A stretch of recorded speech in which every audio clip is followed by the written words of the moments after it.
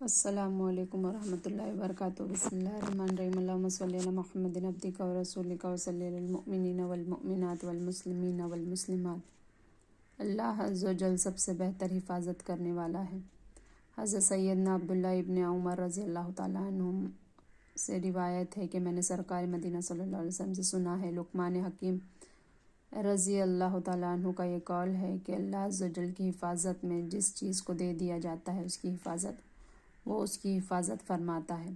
پیارے اسلامی بھائی اور بہنوں، ہم جب بھی سفر پر روانہ ہوئے تو ہمیں چاہیے کہ ہم اپنے اہل و مال کو اللہ کے حوالے کر کے جائیں۔ اللہ تبارک و تعالیٰ ہی سب سے بہتر حفاظت کرنے والا ہے، بلکہ ہو سکے تو اپنے گھر والوں کو ذیل کی کلمات کہہ کر سفر پر روانہ کرے۔ استودعکم اللہ الذی لا یضیع ودائعہ، میں تم کو اللہ کے حوالے کرتا ہوں جو سونپی ہوئی امانتوں کو ضائع نہیں کرتا۔ قبر سے بچہ زندہ برآمد ہوا۔ ایک شخص امیر المومنین حضرت سیدنا عمر رضی اللہ تعالیٰ عنہ کی خدمت میں بابرکت میں اپنے بیٹے کے ساتھ آیا۔ بیٹی کی صورت میں ہو بہو اپنے والد سے ملتی تھی۔ آپ رضی اللہ تعالیٰ نے ان کو دیکھ کر فرمایا کہ میں نے ان باپ بیٹوں کے درمیان جتنی مشابہت دیکھی ہے اس سے پہلے کبھی نہیں دیکھی۔ والد نے عرض کیا، علی جا، اس بچے کا واقعہ نہایت عجیب و غریب ہے۔ میں سفر پر جانے لگا تو بچہ ماں کے پیٹ میں تھا۔ بیوی نے کہا، تم اس کو کسی کے سپرد کر جا رہے ہو؟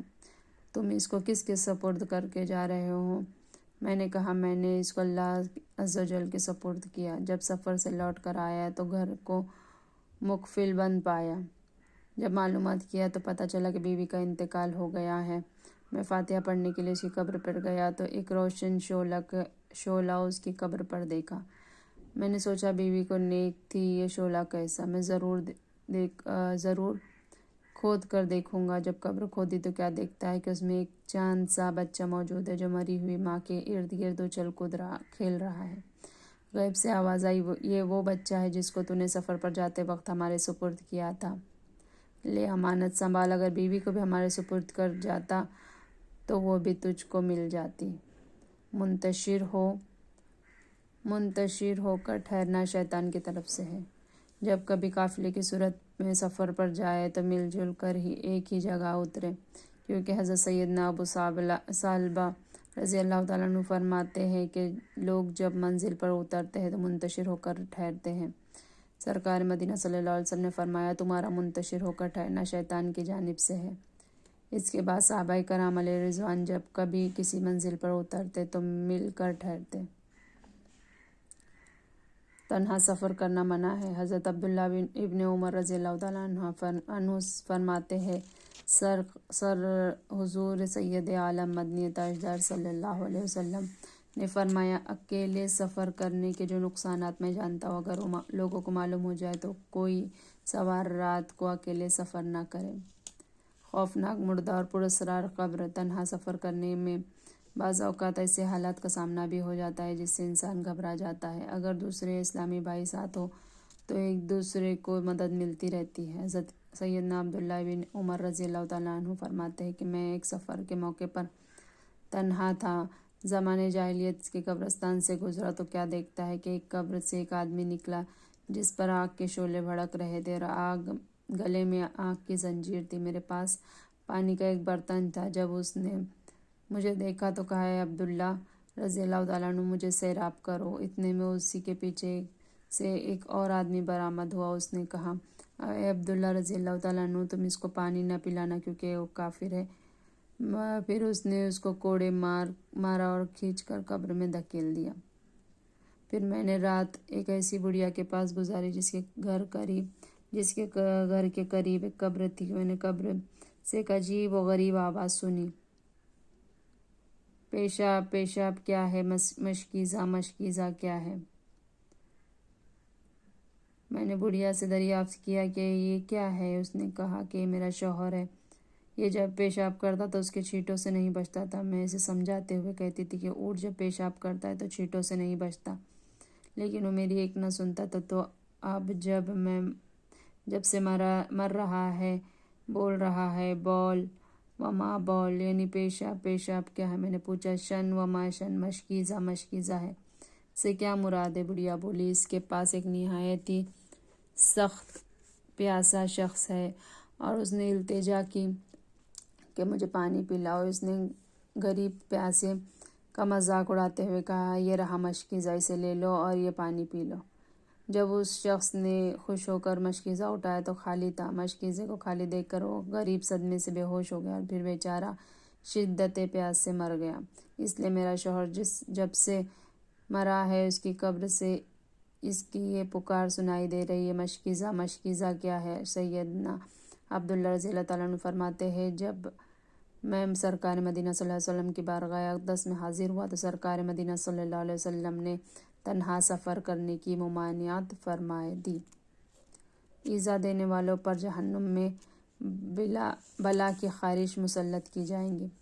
پیارے اسلامی بھائی اور بہنوں، دیکھا آپ نے تنہا سفر کرنا کس قدر خطرناک ہے۔ سرکار مدینہ صلی اللہ علیہ وسلم رحمت للعالمین صلی اللہ علیہ وسلم ہیں، اور ہماری بھلائی کے لیے ہی آپ صلی اللہ علیہ وسلم نے ہمیں اکیلا سفر کرنے سے منع فرمایا۔ اس واقعے سے یہ بھی درس ملا کہ پیشاب کے قطروں سے نہ بچنا بھی عذاب قبر کا موجب ہے۔ نیز یہ بھی درس ملا کہ کسی دکھ کے ساتھ ایذا دینے والے کا مذاق کرنا اور مدد پر قادر ہونے کے باوجود اس کی مدد نہ کرنے کے کتنے بھیانک نتائج نکل سکتے ہیں۔ مکاشفۃ القلوب میں حضرت مجاہد رضی اللہ تعالیٰ عنہ کا قول ہے کہ جو لوگ دوسروں کو ایذا دیتے ہیں ان پر جہنم میں خارش مسلط کر دی جائیں گی۔ وہ اس قدر کھجائیں گے کہ گوشت پوست سب جھڑ جائیں گا۔ غیب سے آواز آئیں گی، کیا تمہیں تکلیف ہو رہی ہے؟ جواب دیں گے، بڑی سخت تکلیف ہو رہی ہے۔ ارشاد ہوگا، دوسرے کو ایذا اور تکلیف پہنچانے کا مزہ چکھو۔ ایک اور حدیث میں سرکار مدینہ صلی اللہ علیہ وسلم نے فرمایا ہے، قیامت کے دن لوگوں کا مذاق اڑانے والے کے سامنے جنت کا ایک دروازہ کھولا جائے گا اور کہا جائے گا، آؤ آؤ۔ وہ نہایت ہی بے چینی اور غم میں ڈوبا ہوا اس دروازے کے سامنے آئے گا، مگر جیسے ہی دروازے کے پاس پہنچے گا وہ دروازہ بند ہو جائے گا۔ پھر ایک دوسرا جنت کا دروازہ کھلے گا جس کو پکارا جائے گا، آؤ یہاں آؤ۔ چنانچہ وہ بے چینی اور غم میں ڈوبا ہو اس دروازے کے پاس جائے گا، وہ دروازہ بھی بند ہو جائے گا۔ اس طرح اس کے ساتھ معاملہ ہوتا رہے گا، یہاں تک کہ جب دروازہ کھلے گا اور پکار اٹھے گا تو وہ نہیں جائے گا۔ اس طرح جنت میں داخل ہونے سے محروم رہے گا۔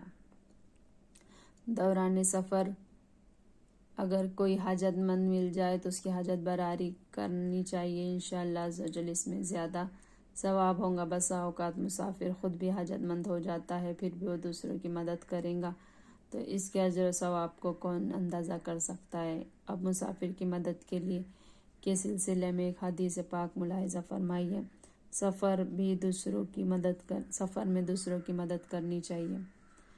حضرت سیدنا ابو سعید خدری رضی اللہ تعالیٰ عنہ سے روایت ہے کہ ہم سفر میں تھے، ایک آدمی اپنی سواری پر آیا اور دائیں بائیں نگاہیں دوڑانے لگا تو مجنی تاجدار حضور سید عالم صلی اللہ علیہ وسلم نے فرمایا، جس کے پاس فالتو سواری ہے تو اسے دے دے، جس کے پاس سواری نہیں ہے اور جس کے پاس فالتو زاد راہ ہے وہ اس کو دے دے۔ جس کے پاس زاد راہ نہیں ہے، اور آپ صلی اللہ علیہ وسلم نے اسی طرح مال کی مختلف اقسام کا ذکر کیا، حتیٰ کہ یہ ہم نے محسوس کیا کہ ہم میں سے کسی کا فالتو مال پر کوئی حق نہیں ہے، یعنی جو بھی مال و سامان وغیرہ ضرورت سے زائد ہو وہ ضرورتاً اپنے شریک سفر اسلامی بھائی کو دے دینا چاہیے۔ جب ہم سیڑھیوں پر چڑھے یا اونچی جگہ پر چلے یا ہماری بس وغیرہ کسی ایسی سڑک سے گزرے جو اونچائی کی طرف جا رہی ہو تو اللہ اکبر کہنا سنت ہے، اور جب سیڑھیوں سے اترے یا ڈھلان کی طرف چلے تو سبحان اللہ کہنا سنت ہے۔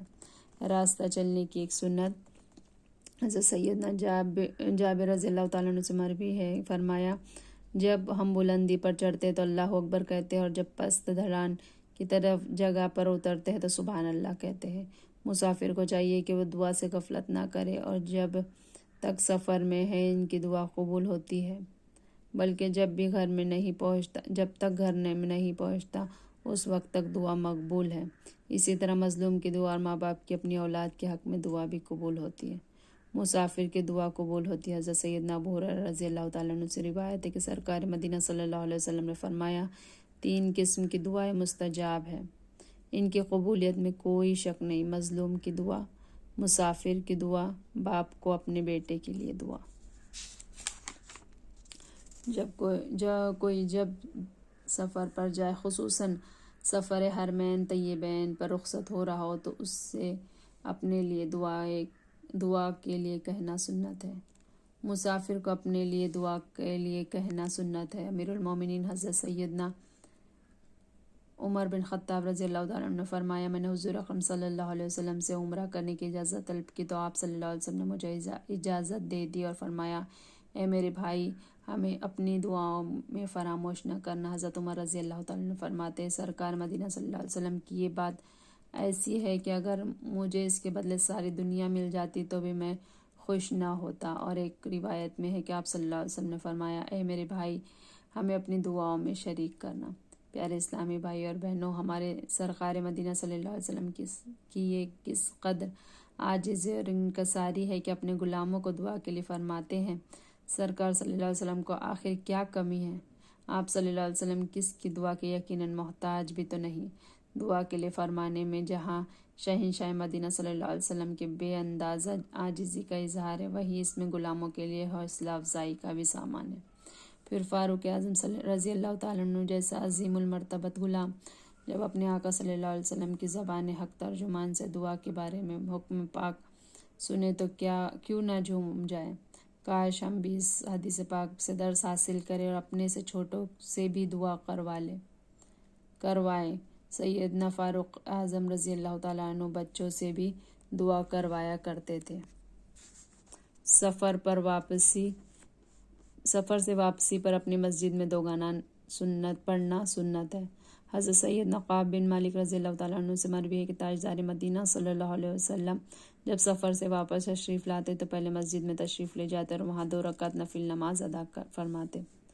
سفر کی سبحان اللہ و بحمدہ، سبحانک اللہم و بحمدک، اشہد ان لا الہ الا انت، نستغفرک و نتوب الیک۔ سبحان ربک رب العزۃ عما یصفون، وسلام علی المرسلین، والحمد للہ رب العالمین۔ جزاک اللہ خیرا کثیرا۔